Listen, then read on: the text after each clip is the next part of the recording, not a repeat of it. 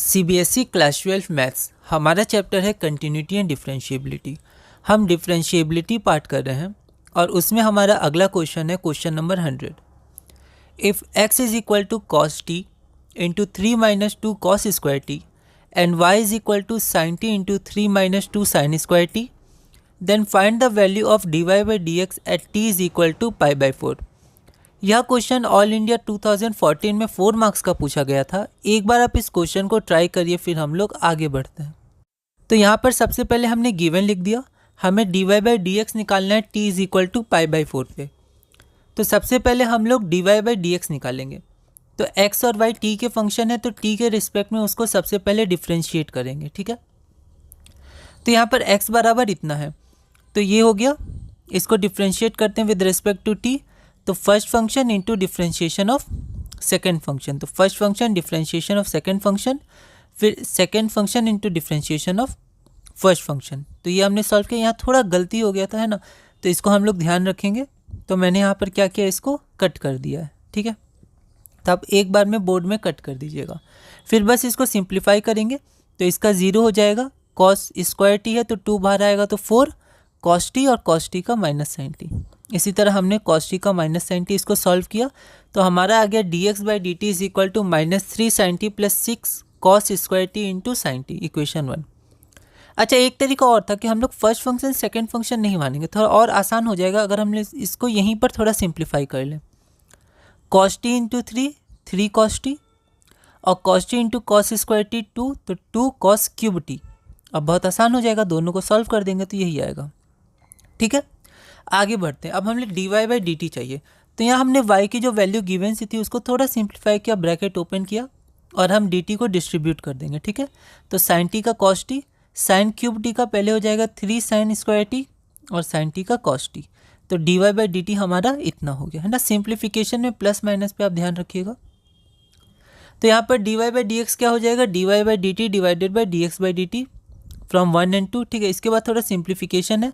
सबसे पहले 3 कॉमन लिया तो 3 कैंसिल हुआ, तो इतना आ गया। अब यहाँ पर साथ ही साथ कॉस टी भी कॉमन ले लिया, तो यहाँ 1 बचेगा, यहाँ 2 साइन स्क्वायर टी बचेगा। यहाँ से साइन टी कॉमन लिया तो यहाँ बचेगा 2 कॉस स्क्वायर टी -1, तो इसको पलट के लिख दिया 2 कॉस स्क्वायर टी -1। अब ये डायरेक्ट फार्मूला है 1 माइनस 2 साइन स्क्वायर थीटा, तो ये आपका हो जाएगा 1 minus 2 sine square T cos 2t और 2 cos square T -1 cos 2t, है ना। तो ये आपका हो जाएगा कॉट टी, ये हट गया, कैंसिल करिएगा नहीं, कॉट टी।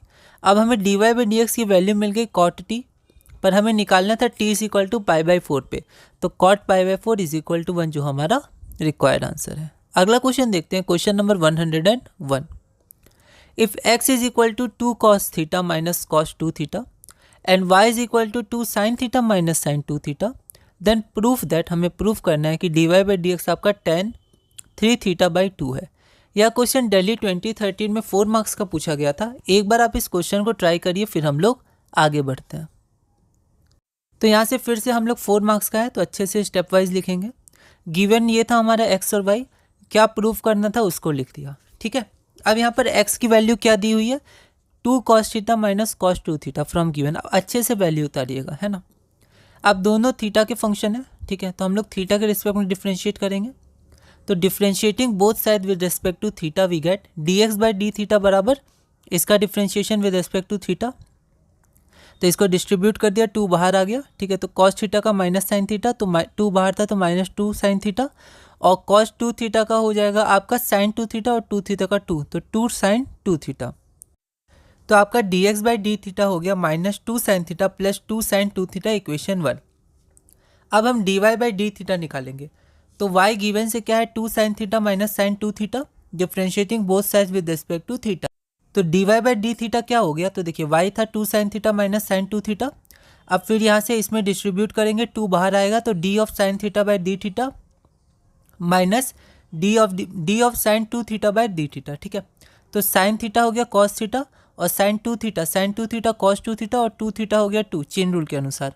तो d y by d theta आपका हो गया 2 cos theta minus 2 cos 2 theta, equation number 2, है ना। अब d y by d x क्या हो जाएगा, तो d y by d theta divided by d x by d theta, है ना। तो d y by d theta इतना है 2 से, और 1 से हो गया -2 sine theta plus 2 sine 2 theta, okay. तो dy बाई डी थीटा आपको मिला 2 से, है ना, और dx बाई डी थीटा आपको मिला 1 से।